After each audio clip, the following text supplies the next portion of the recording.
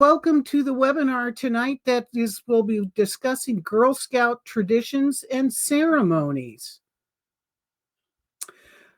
I just wanted to let everybody know that this webinar will be recorded. At the conclusion, it will be posted on the Girl Scouts of Central Maryland webpage, and it will be at the Girl Scouts at Home section. Today's presenter, I'm lucky enough to be joined by Sandy Dent. She's a lifetime Girl Scout, and she's also the Archives Committee co-chair. And my name is Sylvia Stevrak-Pruden, and I'm a membership and retention manager, and I've worked on the Archives Committee for a number of years. Just a little bit of housekeeping. Everybody will be on mute today, just so that we don't have a lot of reverberation or background noise. I also mentioned that it would be recorded, and we're going to pause throughout the webinar in order to address questions. If you have any questions, you could put them in the chat log. Now, here's how you get to the chat log. It's over on the right-hand side. You can type your messages in on the bottom. There's smiley faces and thumbs up that you can use as well. So if there's an emoticon, you can use that as well. But now I want to know, can everybody hear me?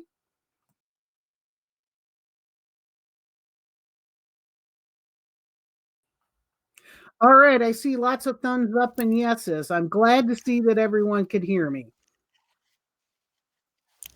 And can everybody hear me? This is Sandra. And I'm getting some more thumbs up on that. Okay, looks like we're good to go. We got Laura can't hear Laura, anything. you might want to check your settings.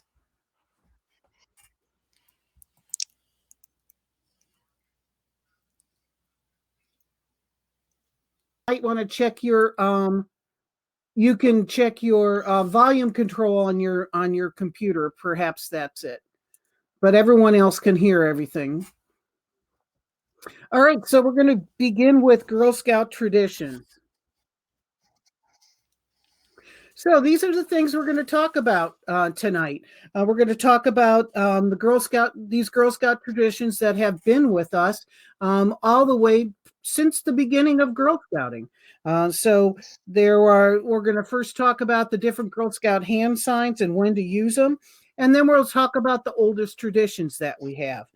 We're going to segue into ceremonies, and then we're going to talk about how to make ceremonies girl-led.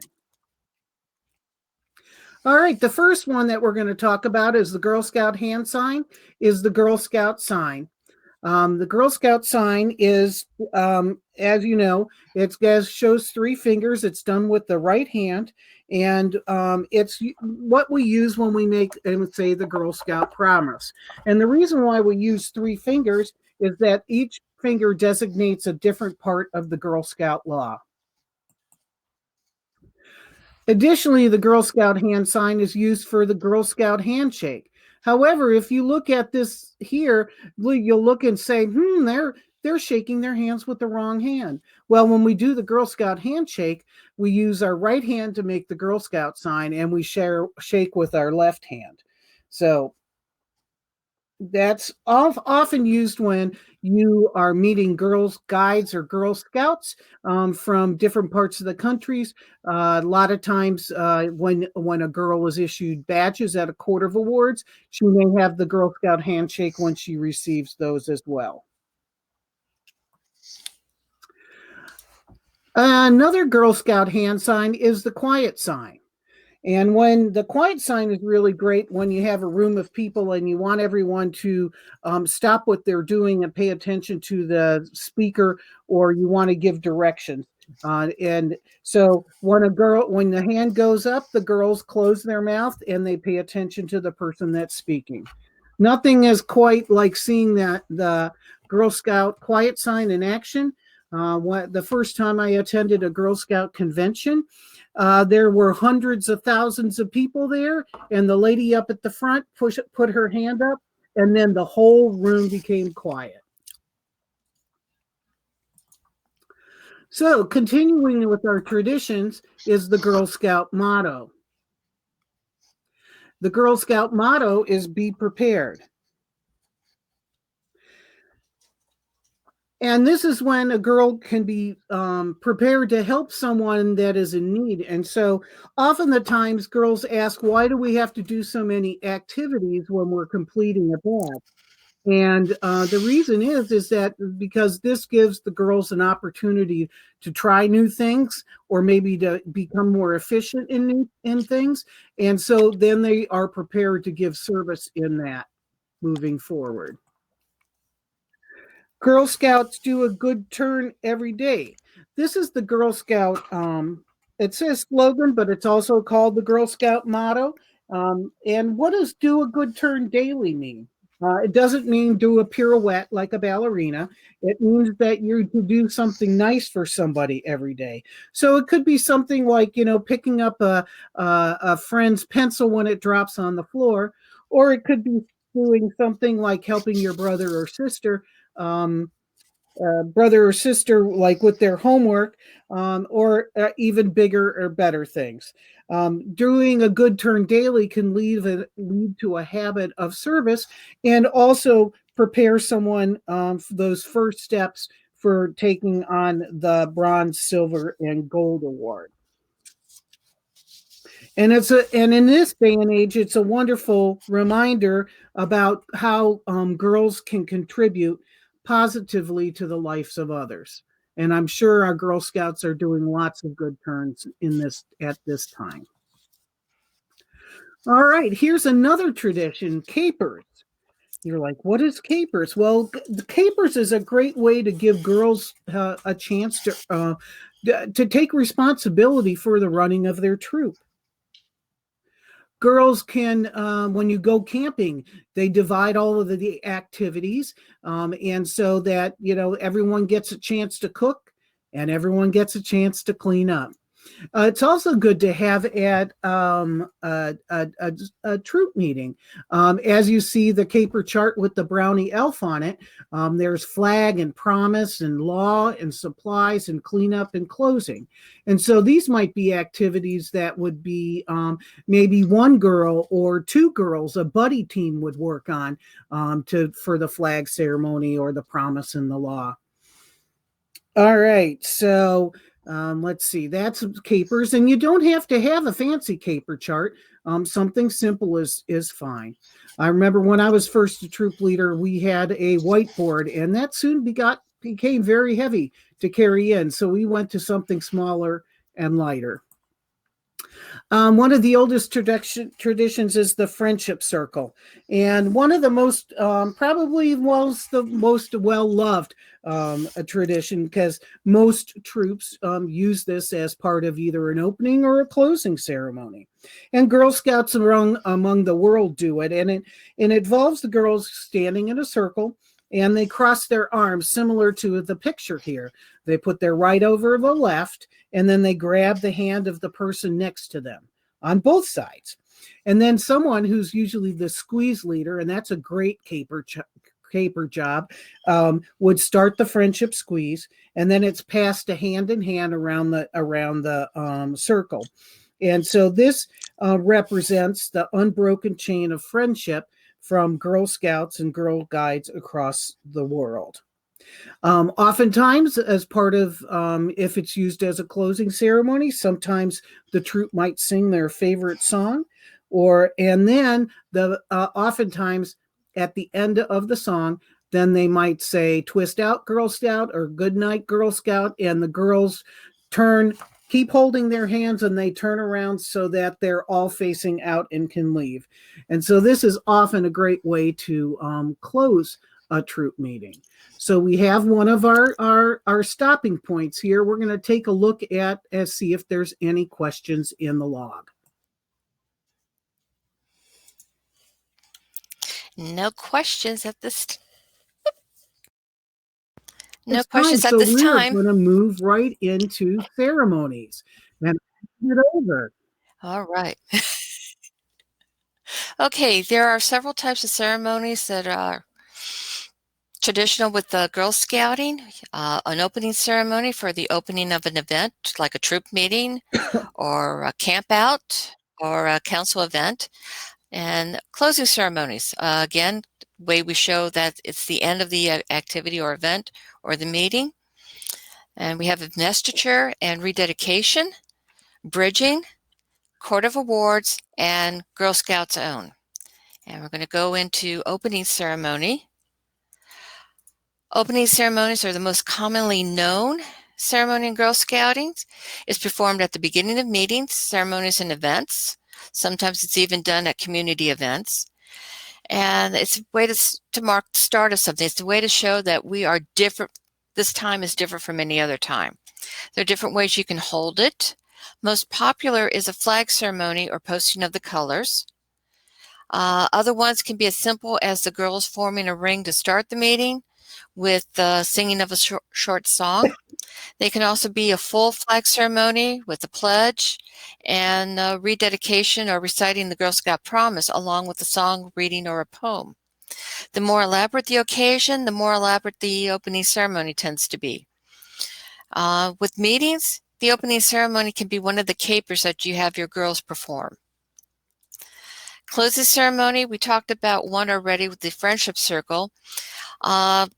Most common after the opening is having a closing. It marks the end of a gathering. It's usually held after announcements, and pretty much at this point, when you close and you exit from the closing ceremony, you are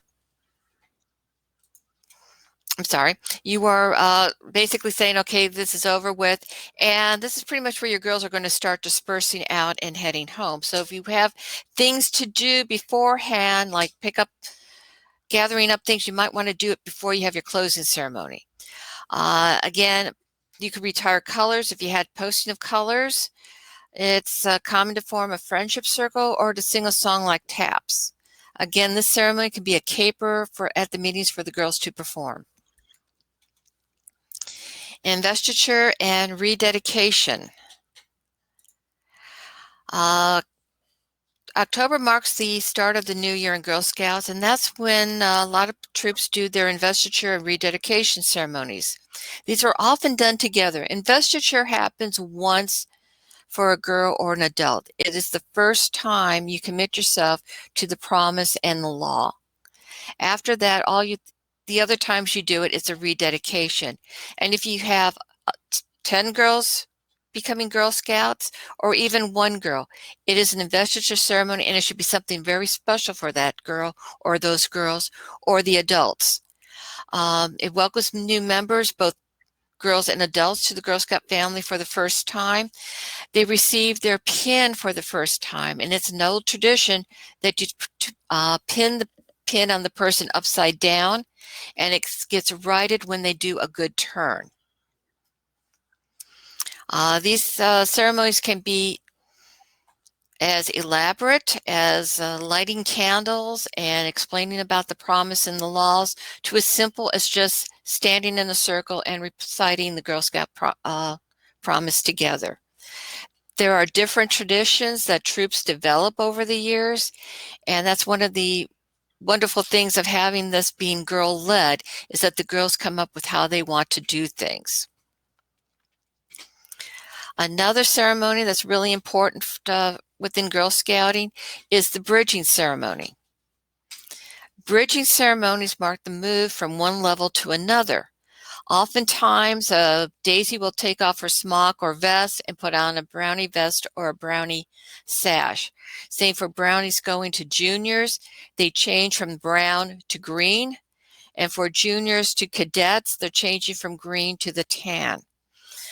The ceremony is usually performed at the end of the meeting year, often coinciding with the end of the school year, but it's been done in the summer, it's been done in September with troops that meet over the summer. Troops can do it on their own, neighborhoods can do them together, just groups of troops can do them together, or it can be as elaborate as the Golden Gate bridging that's shown down here, where you have girls from many different councils bridging to cadets, and they symbolize that by crossing over the Golden Gate Bridge in California. That's actually kind of fantastic, but we can also do things here locally. You can do what You could do stepping stones. You can make an impromptu bridge, or you can go to a special area where there is a bridge across a creek or across a pond or across a river and bridge that way. Another ceremony is a Court of Awards. Court of Awards is after you've earned a girl recognition. Thank you. After you've earned a girl recognition, is celebrating their accomplishments. This is when you're presented with badges, year pins, and other recognitions you earned during the year. Volunteers to the troop leaders, troop volunteers can be recognized also during the ceremony. A Court of Awards can be held at any time, and as someone who's had troops off and on for the last many, many years, don't just have one, have a couple throughout the year. Have them, especially after you have a significant event occur, such as after you earn several badges, after the girls have done their Take Action project for one of the journeys. Have it there. Also, usually the biggest one, the one where the girls receive the most recognitions, would be like your end of the year. And that can coincide also with a bridging ceremony. The illustration we have here has the different recognitions and a few other things in a little bucket or cup type of a container. There are many different ways you can give the girls their recognitions. Some leaders do very elaborate ways of doing it, like a bouquet. Others do it very simply. There's a lot of ideas on Pinterest if you want to do that, but it can be as simple as just handing the girl the recognitions that she earned. Rule of thumb here is I recommend putting them in a baggie or something, because never fails, a girl would probably lose something within 5 minutes after you end the ceremony because she didn't have it in a container. But anyways, going back to that, you can have a large gathering, you can have a dinner, a reception with it, especially if you have girls receiving bronze, silver, or gold awards. They can be celebrated with the dinner flag ceremony, gathering including parents, family members, teachers, community members, folks that help the girls on doing their journey activity, doing their Take Action project. Anything else that will make the event uniquely and special for you and for the girls. The last ceremony we're going to cover is a little bit about the Girl Scouts Own. Girl Scouts Own is a special type of ceremony that expresses the spirit of Girl Scouting. It's called a Girl Scouts Own because the girls and their leader plan it themselves. It's an opportunity for the girls to express their thoughts and feelings, planned and carried out by the girls with some help from their leaders. It is a ceremony, but it's not a performance. If the parents and public are part of the group, the program goes on just the same. The audience is sometimes expected to participate, but it is not a religious ceremony, and it does not take the place of going to church, synagogue, or temple. It can be held on any day of the week, troop meetings, or at a camp. Girl Scouts Own usually lasts about 15 to 30 minutes, and it should include some elements of formal staging, such as the members of the troop entering an area, perhaps some lighted candles, a friendship circle, or in the outdoors, a walk to a clearing in the woods. These simple rituals themselves set a special mood for the Girl Scouts Own. Now, we kept saying girl-led ceremonies. What exactly do we mean by a girl-led ceremony? All the ceremonies previously mentioned should be girl-led in planning.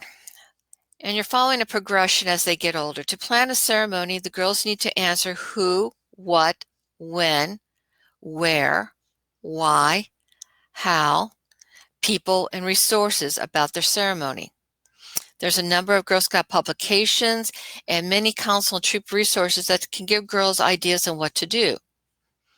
Daisies can plan on deciding what kind of special snack to have, who does what part, such as who starts the Girl Scout promise that day. Other small ideas to make the ceremony special. Juniors can pick up on the date of their ceremony, decide where to have it, and help set it up. Seniors and ambassadors should be able to plan their ceremony from the beginning to end while being responsible for anything needed and conducting it on their own with little to no help from leaders. It's important that girls take part in the planning of their ceremonies as it becomes more meaningful and personal to them while teaching them how to plan for special occasions and other events. We're going back to the basic questions. Girl-led ceremony. Why? Why are we doing this? What is the purpose of this ceremony? Who? Who is it for? And who will be doing it? It can be the girls recognizing a leader. It could be girls planning for girls who are going to be bridging into their troop. It could be girls planning for themselves to do something. Again, that goes back to the what is the purpose of the ceremony? To recognize someone, to earn a recognition or to award a recognition, or to celebrate. Any of these and more are good reasons for having a ceremony. When is it being held? And where is it being held? There may be some constraints on what you can and can't do based upon these two questions. How? How will the ceremony happen? It does often make it a lot easier for the girls to practice the ceremony as well. Once you have an idea of what they want to do, set up the timing and everything, have the girls run through it once or twice. People, who will be there and what parts they will take. When you have daisies and brownies, this can be a very simple. It could be for brownies to be telling the brownie story where you're doing twist me and turn me, show me the elf. For juniors, it could be a little bit more elaborate. For cadets, seniors, and ambassadors, they can possibly do very elaborate ones. Resources. Are there specific pieces of equipment or material needed? Flag ceremony, you're going to need flags, poles. If it's a flag ceremony outdoors, do you have a flagpole? Do you have a flag that will clip onto the flagpole? Do the girls know how to raise and lower the flag? Candles, are you using candles? Are they authorized where you're at? Can you use real candles or should you be using electric ones or battery operated ones? If you're using real ones, who's going to light them? Other things to consider is if you're having refreshments, who's going to bring them? Who's responsible for them? These are all things that you need to be doing with your girls when we're planning ceremonies. Again, ceremonies can be as simple as an opening ceremony or as elaborate as a gold award ceremony. Any questions? I know I probably went through that real fast. There, you had a lot of good points there. But one of the things that I found as a leader, if the girls were going to read something during the ceremony, that we did practice it ahead of time. And then the other thing that I had is that I also gave them cards. And I made two sets of cards, one that they could take home and practice on, and the other ones I kept for the day of the ceremony. Because inevitably, if I didn't have two sets of cards, someone would forget their card and then they wouldn't know what to read. So that was one of the lessons learned from a ceremony planning that we did with our girls. That is excellent.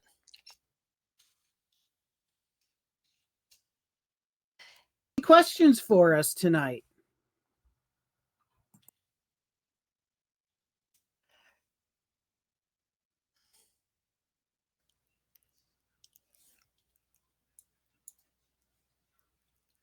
Ellen, I am not seeing anything. Anyone? How about you, Sandy? Do you have any other tips that you might want to share? Oh, let's see. Old handbooks, old ceremony books. There's a lot of resources in them. Also, There's websites. Some service units have websites. Some other councils have websites where they have ceremonies that are almost pre-canned. They're already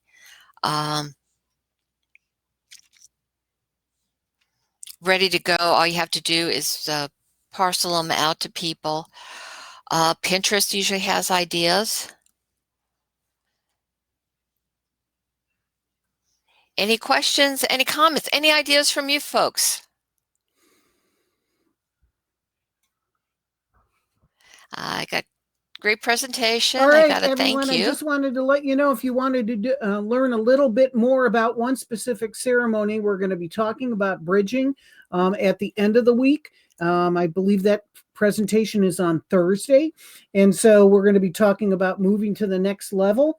And also tomorrow, there's going to be a discussion about excuse me, that might be Wednesday. Wednesday, there'll be a discussion about conflict resolution in your troop and how to handle those items. So look for those two webinars coming up, and we'll have some that we'll be offering in May. Let's see. Desiree asked, how did anybody lead scouts before Pinterest? Shared a lot of ideas at leaders' yes, and meetings. we had a lot of mimeographs.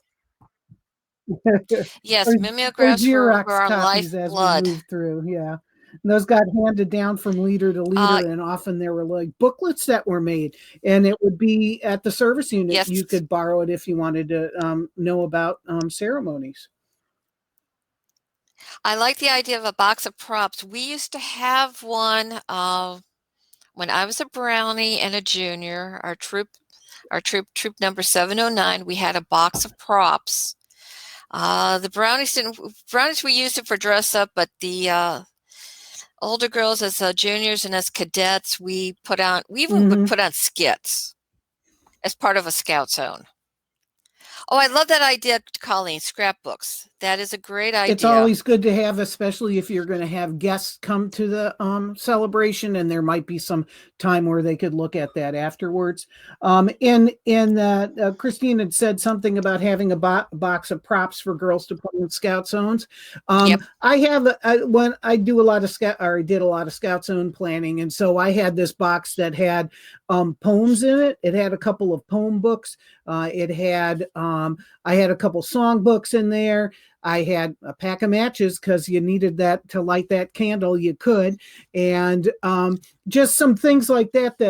And a blank set of cards, so that as the girls were planning the ceremonies, they could write down the order for them, and then if they had any special thing to say, that they could write the card down for that scout zone. Oftentimes I collected those cards afterwards, because then maybe one single part of the scout zone might be used a couple of years later in another scenario. So I always save those. I like the digital presentations. Yeah, that's something that you can do if you have if you have the capabilities at wherever you're having it. Yeah. I definitely like Misty's idea of displaying the items that you've done throughout the year.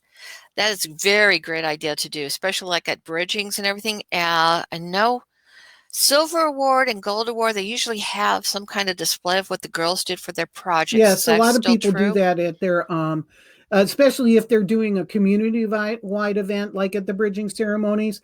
It's great to have those, because usually there's food involved, and then people can spend some time reading those. And the younger girls could get inspired by the older girls' activities. But I'm also thinking daisies. Has anybody here got daisy girls, or will be having daisy girls or brownies? Sometimes have them do a display of what they've learned.